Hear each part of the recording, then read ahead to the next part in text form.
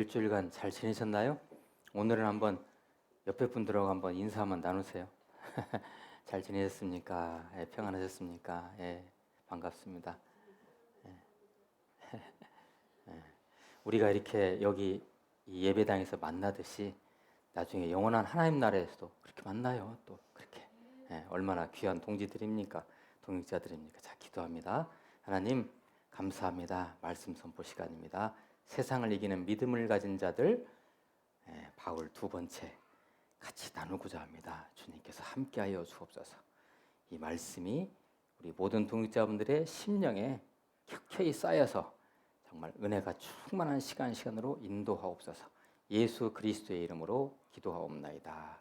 아멘. 여러분들은 인생에서 어떤 큰 역사적인 그 전환점이 있으셨습니까? 여러분의 이제까지 살아오시면서 획기적인 어떤 전환점. 나는 이렇게 이제까지 인생을 이렇게 살아왔는데 이렇게 변화됐습니다. 이런 그런 전환점이에요. 모두들 여러분들 예수 그리스도 우리 하나님이신 예수 그리스도를 인생의 주인으로 영접하셨죠? 실은 이 부분에서는요. 아멘 소리가 진짜 크게 나와야 돼요. 자, 고린도후서 5장 17절 말씀을 제가 가져왔는데요. 그런즉 누구든지 그리스도 안에 있으면 새로운 피조물이라 이전 것은 지나갔으니 보라 새 것이 되었도다. 예수 안에서 새 것 되는 거. 하나님이신 예수님을 나의 주인으로 만나 내가 새 것으로 든 것만큼 역사적 전환점이 어디 있겠습니까? 우리 인생에서. 그죠? 이 이상의 전환점은 없죠. 자, 저번주에 우리가 사도행전 9장 좀 애매하게 같이 나누다 말았죠. 오늘 다시 한번 사도행전 9장으로 한번 우리의 그 상상으로 한번 가보죠. 예수님은요, 나무로 된 십자가에서 돌아가셨어요.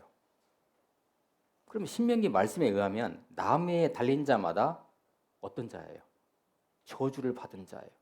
그래서 예수가 저주를 받은 자이기 때문에 저렇게 나무에서 죽었구나. 그런데 죽은 예수가 그 괴수, 이단 괴수, 유대인들이 볼 때는 그렇죠. 이단 괴수 예수가 저주받아서 죽었는데 살아서 부활했다고 소문이 들어요. 그러니까 이 진짜 순수한 유대교인인 이 바울이 그때 당시는 화가 났던 거예요. 진짜 이런 이단 괴수들을 내가 잡아다가 다 감옥에 쳐 넣어야 되겠다 해가지고 대제사장으로부터 체포영장을 받아가지고 시리아의 다메섹으로 막 혈기가 등등해가지고 가고 있었어요. 근데 갑자기 하늘에서 그냥 빛이 강렬한 빛이 나타난 거예요. 빛이. 그리고 음성이 들려요. 사울아, 사울아, 어찌하여 네가 나를 박해하느냐. 와, 그 빛이 너무 강렬해가지고 그 순간 사도 바울의 눈이 멀어버렸어요. 그게 누구의 음성이었을까요? 부활하신 예수님의 음성이었던 거죠. 이게 뭐지? 저기 그 청년 예수가 저주받아서 십자가에서 죽었는데 부활했다는 말이 사실이네? 그리고 이게 뭐지? 빛으로 막 강렬하게 나타나서 자기는 눈이 멀고 음성이 들리는 거예요. 야, 이게 뭐냐? 예수 살아났네? 그때 이 바울에게 얼마나 큰 여러모로의 충격이 왔을까요? 한번 상상 한번 해보세요. 그죠? 그 저주받아서 죽었던 예수, 그렇게 강철같이 믿었던 그것이 한순간 뒤집어지는 순간이었어요. 와, 이게 뭐지? 이렇게 해서 이 바울이 말이죠. 눈이 멀고요. 막 그 빛이 예수님의 막 부활하신 예수님이 나타나신 빛이 너무 강렬해가지고 눈이 그냥 가버렸어요. 그래가지고 뭐 아무것도 못 하잖아요. 3일 동안 밥도 못 먹고 누구에 이끌려 가지고 겨우 다메섹으로 들어갔어요. 그게 이제 저번 주에 우리 나눴던 실은 못 나눴어요. 이 내용까지 사도행전 9장 1절에서 9절까지 말씀이었어요. 이렇게 바울은 즉 사울이 바울 됐죠. 이제 이렇게 바울은 옛자가 죽고 부활한 예수가 그의 인생의 주인이 됐던 것입니다. 그 순간에 정말 신비적이고 영적인 체험 아닙니까 이건? 아마 여러분들 중에도 이러한 체험, 비슷한 체험이 아마 있으시지 않을까요? 그렇게 예수를 박해한 바울 안으로 부활하신 예수가 영으로 말이죠. 강력하게 슉 들어가신 거예요. 그냥. 이게 대단한 역사적인 사건 아닙니까? 이게. 이 사도행전 9장에서 나온 이 이야기, 그러니까 사울, 즉 바울이 경험한 이 사건은 바울에게도, 바울 한 인생에게도 역사적인 사건이지만 우리 기독교에서도 아주 거대한 전환점의 사건입니다. 이것은.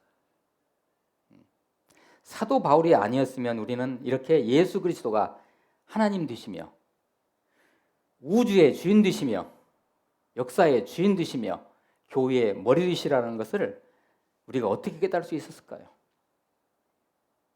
여러분 한번 되짚어 보세요. 성경 어디를 봐도 바울서신 13권이 있죠. 로마서부터 시작해서 빌레몬서까지 바울서신 13권을 제외하고 예수 그리스도가 우주의 중심이고 하나님이시고 그분이 우리의 구원자 되시라는 얘기가 구체적으로 나열된 것이 어디 있습니까? 없어요. 이 바울서신 위에는 없어요.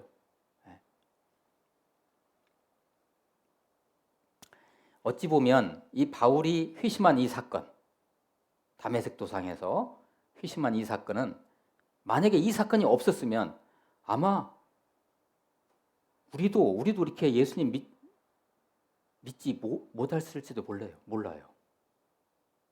그러니까 이 사건은 아주 우리 기독교 역사에서 아주 중요한 사건이죠. 바울이 회심한 사건. 자, 오늘 말씀은 사도행전 22장입니다. 오늘 말씀이 우리에게 주신 말씀이 사도행전 22장이죠. 자, 사도행전 저번 주는 9장, 오늘은 22장인데요. 저번 주 9장 내용과 거의 대동소이합니다. 왜 이것이 다시 반복됐을까요? 바울이 그렇게 강렬하게 예수 그리스도를 만난 바울이 예수 그리스도에 이끌려가지고 성령에 이끌려서 이제 예수님의 말하자면 이 전도의 도구가 된 거예요. 그래가지고 그냥 끌려다니는 거예요. 그래서 어떻게 끌려다녔냐면 1차 전도여행, 2차 전도여행, 3차 전도여행을 그때 당시 전 세계를 돌아다니면서 예수를 전하고 다녔어요. 교회를 세우고. 그런데 3차 전도여행, 자 지금 제가 사도행전 22장의 배경을 설명하는 거예요. 3차 전도여행을 마치고 이제 예루살렘으로 돌아갑니다. 근데 예루살렘으로 돌아가면 바울을 체포하려고 지금 준비하고 있거든요. 자기가 체포돼 가지고 결국 그것이 죽음의 길이라는 것을 바울은 알고 있어요. 그런데 예루살렘으로 돌아갑니다. 바울의 3차 전도여행 끝부분에 이 부분이, 자 지도 한번 보여주세요. 자 여기, 자 보이시죠? 자 이렇게 여행을 하고 그 다음에 이쪽으로 이렇게 와서 여기서 예루살렘으로 가는 길목이에요. 이게 3차 전도여행 그 여정이거든요. 자 여기에서 이제 예루살렘으로 돌아왔어요. 자 이게 이제 이 사도행전 22장의 배경이에요. 뭐가 기다리고 있을까요? 이거 수갑과, 그때 당시 수갑이 있었나요? 수갑과 바울을 체포해서 너는 우리 유대교의 배신자다. 맞죠? 이단 교수 예수를 갖다 전했으니까 유대교 입장에서 보면 이단이잖아요. 우리 유대교를 너는 해했고 그 다음에 뭐예요? 너는 우리 민족의 반역자다. 체포한다. 탁 체포했어요. 바울은 황당했죠. 물론 알고 있었어요. 이 영적으로 예민했던 예언의 은사가 있던 바울은 이미 자기가 체포될 줄 알았어요. 그럼에도 불구하고 예루살렘에 들어간 것이거든요. 근데 바울은 어찌 보면 이것을 자신의 예수를 전하고자 하는 기회가 왔다고 생각할지도 몰라요. 그래서 그 자기를 체포하러 온 군사들, 어느 나라 군사들이에요? 로마 군사들이죠. 그 로마 군사들을 이끈 천부장, 1000명의 병사들을 이끄는 그 군대 장을 천부장이라고 그래요. 그 천부장에게 쉽게 말해서 대대장쯤 되나요? 연대장, 대대장에게 바울이 요청을 해요. 내가 내 자신을 갖다 변호할 수 있는 기회는 좀 줘라. 내가 지금 이렇게 결박당하고 있지만 나를 변호할 수 있는 기회를 주라. 그러니까 천부장이 허락을 했어요. 그래서 드디어 바울이 허락을 받아서 자기를 변호를 하기 시작해요. 그게 바로 오늘 22장 내용 시작해요. 이렇게 시작하죠. 부형들아, 여러분 형제들, 부모들이여, 뭐 이런 말이에요. 부형들아, 내가 지금 여러분 앞에서 변명하는 말을 들으라. 이렇게 시작하죠. 1절이. 2절 보세요. 그가 히브리 말로 말함을 듣고 더욱 조용한지라. 근데 이 백성들이 말이죠. 이 군중들이 소동이 일어난 거죠. 뭐라고 했겠어요? 그 백성들이. 서 바울을 죽여라. 소동이 막 시끌적거려 하겠죠. 그러니까 군중들이 막 모여가지고 그러니까.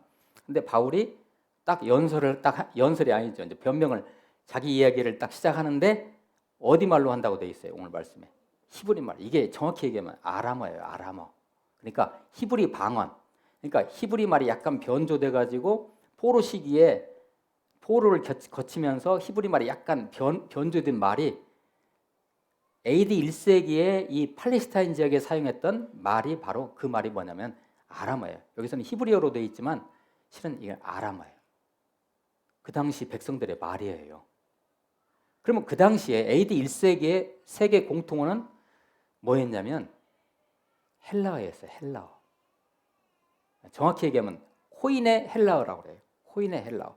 헬라어가 여러 종류가 있어요. 원시 헬라어가 있고 코인의 헬라어가 있고 그다음에 현대 헬라어가 있어요. 지금 그리스 사람들이 쓰는 헬라어. 예.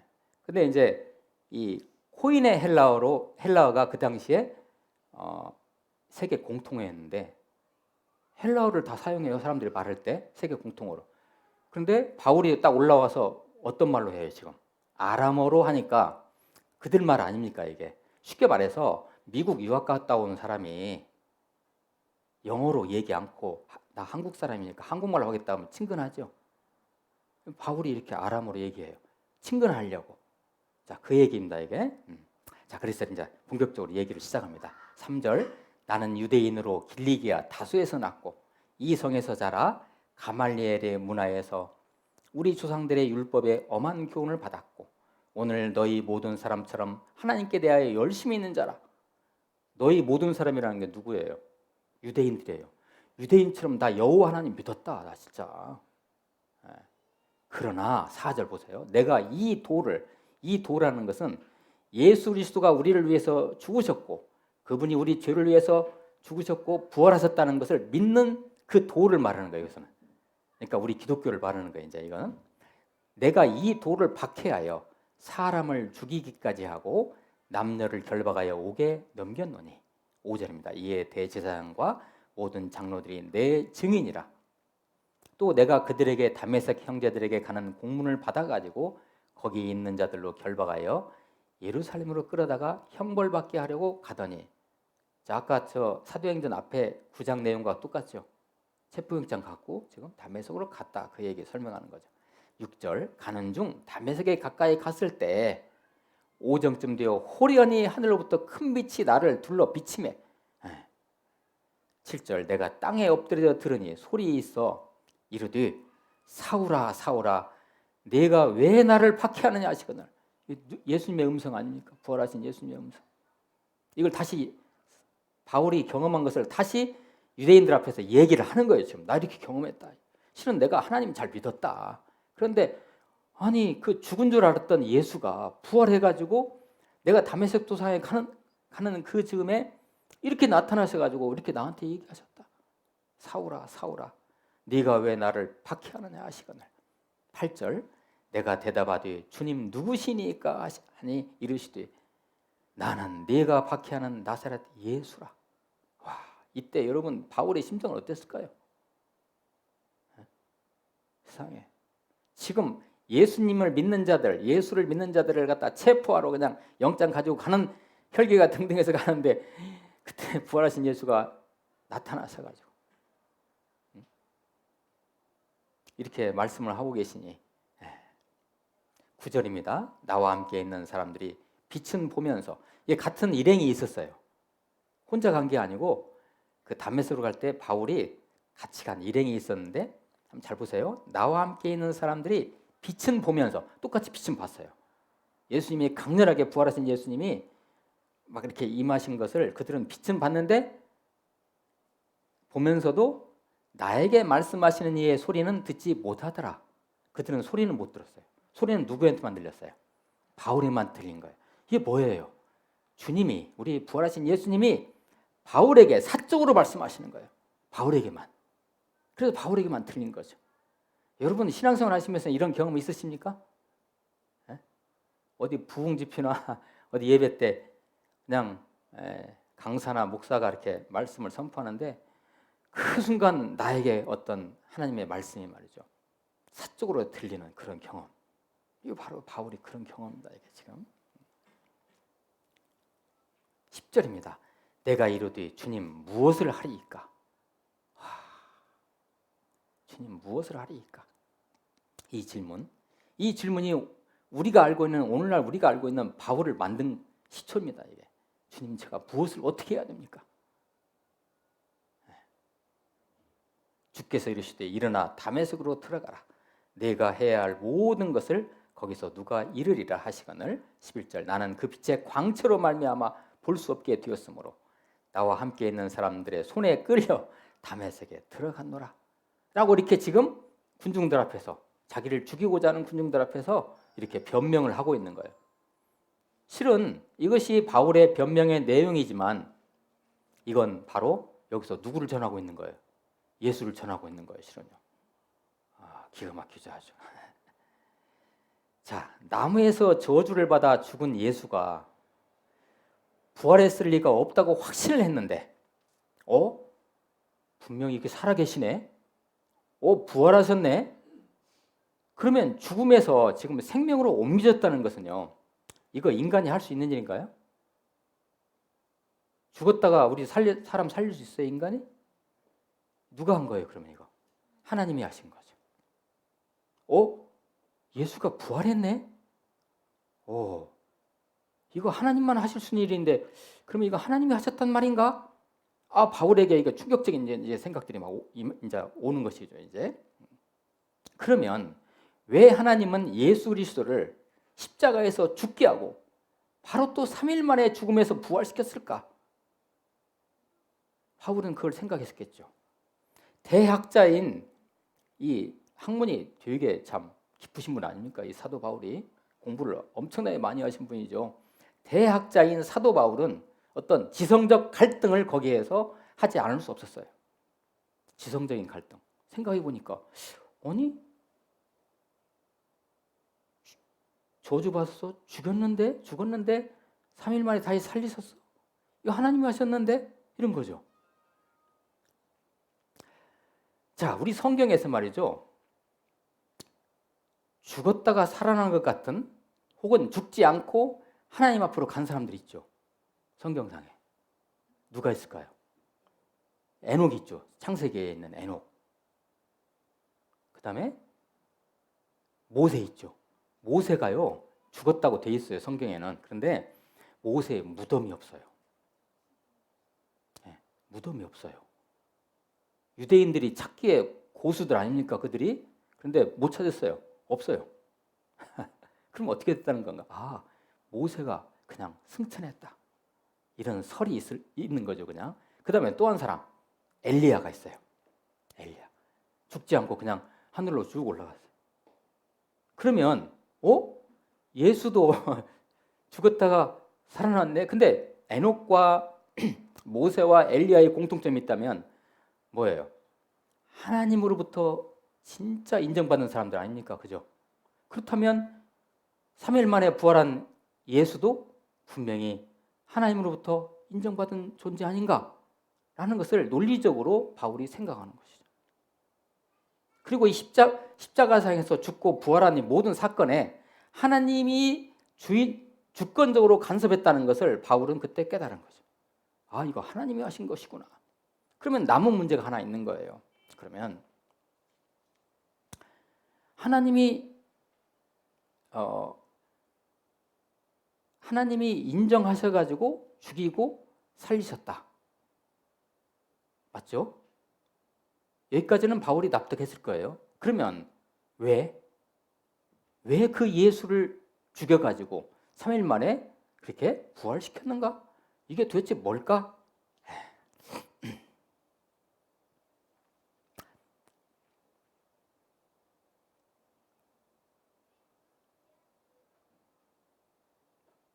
바울이 여기에서 큰 깨달음이 온 거예요. 그 예수는 바로 우리를 위해 죽으셨다.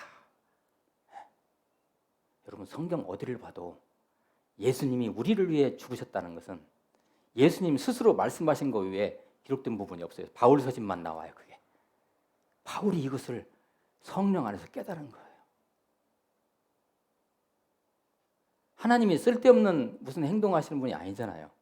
왜 예수를 죽였을까? 아, 우리를 위해서 그렇게 하셨구나라는 것을 영적으로 깨달은 거예요. 바울이. 근데 우리를 위해서 예수께서 죽으셨다는 이 말은요, 우리가 이미 다 알고 있는 거잖아요. 그죠? 예수께서 우리를 위해 죽으셨다. 이게 무슨 얘기냐면 우리를 대신해서 죽으셨다는 의미예요. 예수님이 죄가 있으세요?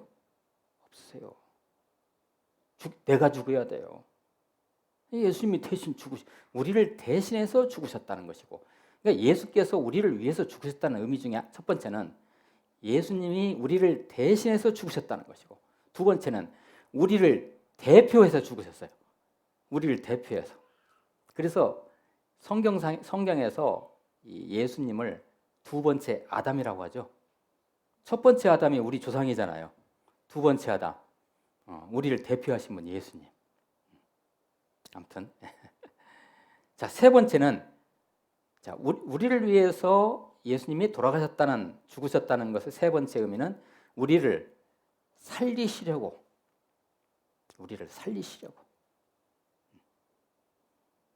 이렇게 해서 십자가 구원에 대해서 바울은 깨닫게 됐던 것이죠. 이것이 바울 신학을 만든 이게 기초가 되었던 것입니다. 바울 신학이라는 것은요, 바울의 신학이라는 것은 바울 서신 13권을 보통 신학에서 바울 신학이라고 얘기해요. 그걸 실은 이 바울 신학이 바로 좀 더 과장해서 설명하면 이게 바로 기독교입니다. 그러니까 바울이 휘심한 사건이 만약에 없었으면 과연 오늘날의 기독교가 이처럼 이렇게 됐을까라는 의혹을 우리는 충분히 할 수가 있는 거죠. 이 깨달음, 다메섹 도상에서 바울의 이 깨달음 이후에 바울은 그야말로 세상을 이기는 믿음을 갖게 됐어요. 그래서 그 믿음 안에서 그냥 이 부활하신 예수님, 성령님이 바울을 강권적으로 이끄시는 대로 바울은 순종하면서 나아갔던 거죠. 그래서 63세 정도의 참수를 당해서 이제 순교를 하셨는데, 그때까지 온전히 뭐를 위해 살았어요? 오직 예수를 위해 살았어요. 오직 예수를 전하면서 예수가 우주의 중심 되시고 진리이시고 길 되시고 생명 되시고 우리의 교회의 머리 되시고 우리의 전부가 되신다는 것을 온 인생을 다 걸어가지고 바울이 그냥 전하고 다녔던 것이죠. 그 여정에 대해서는 앞으로 이제 차차 우리 같이 또 나눌 거예요. 바울이 얼마나 세상을 이기는 믿음 가지고 어떻게 그렇게 살았는가에 대해서 바울 서신에서 우리 찾아보서 이제 나눠볼 건데요. 자, 어떻습니까, 여러분? 왜 사도 바울에게 세상을 이기는 믿음이 자리 잡게 되었는지, 그리고 세상을 이긴 그 믿음 때문에 신앙의 후배들인 우리들이 이 어마어마한 구원의 은혜의 혜택을 누리게 되었는지 이제 조금 정리가 되시죠? 너무 감사한 일이죠. 믿음으로 세상을 이기는 그 믿음을 가진 사람들을 하나님은 하나님의 영광을 위해서 이렇게 바울처럼 사용하십니다. 우리도 또한 믿음으로 세상을 이긴다면 우리도 하나님 나라를 위해서, 더 나아가서는 시대와 민족을 위해서 귀하게 쓰임받지 않을까요? 그거 한번 기대해 보죠. 우리 한번. 예. 역사적으로는 사도 바울을 하나님이 그렇게 사용하셨지만 이제는 하나님께서 우리를 사용하실 차례입니다.